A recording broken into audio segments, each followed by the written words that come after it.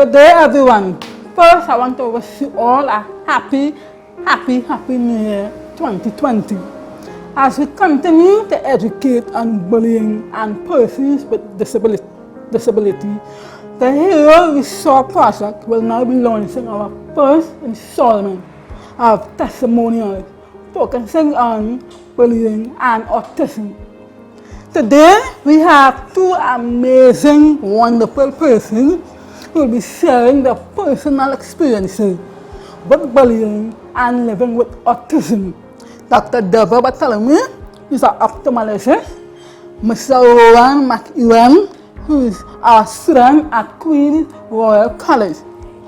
Thank you for coming today and sharing your personal story with respect to bullying. And Dr. Bartholomew, please, from your experience as a parent, what can you tell us about autism? First of all, Shadi, it's Debra.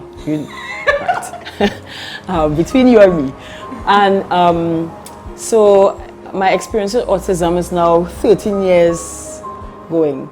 Rowan was diagnosed when he was 3, but prior to that, I would say no, maybe before that, because when he was about 2.5 was when he started to lose, or just before he was 3, he started to lose his words.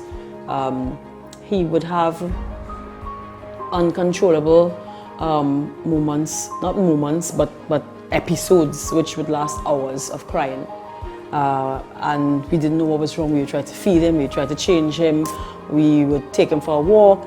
Nothing helped. We just did not know what was going on. I remember my father saying that he thought that he was afraid of something, because he found that when he held him during that period of time that he was shaking. But all we could observe was that there were these moments of crying, and the vocabulary just started to disappear. And by the time he was diagnosed, he was left with 3 words, just ma, da, and ti. And he would point for everything, and it had become difficult because a lot of schools didn't want to take him in terms of teaching him. They thought that I was in denial, there was something wrong with my child, and it was a tough journey. It was a tough journey, but what I held to was, one, my belief in God, my faith, and the fact that I was given this child for a reason, or this child chose me for a reason. And you are testimony to that as well, because if you just let everything just happen and you do nothing about it, then nothing is going to happen, nothing is going to change.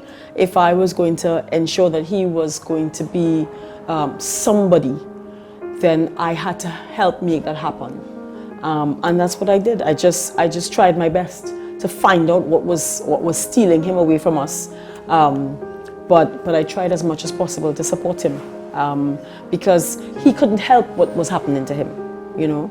And so there became my Tobago, I had to say Tobago love affair with autism, because in the beginning it was really tough, and I had come to hate the word autism sometimes, especially when he was bullied.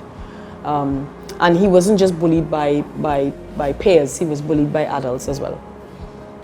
Okay, so back when I was in standard 5 and 6, yeah, there was this group of brothers. Of course, I'm not gonna call any names here, but they were annoying, and sometimes like actually quite threatening.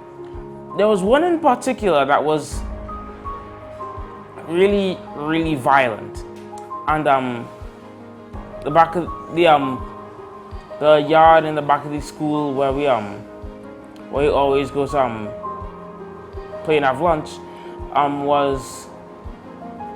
it's basically filled with grass. And anyone know about the thing called timari? Remember, shut the door, thorns. Yeah. So basically just keep knocking people down, and they fall into the grass and the timari. I remember I got got stuck by those things quite a couple times. It was painful. But there was also this one time. It was the day of a test, and I remember all the brothers before the test started calling me stupid and started making an F sign. I mean, if you want to call this an F, yeah, it's a P. So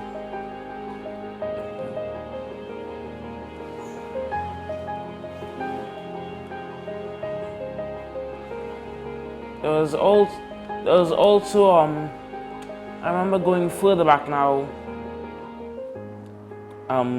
This is in like I don't know, through the 4th grade. My memory's sketchy. There was this dude who kept calling me ugly, and it started being really annoying.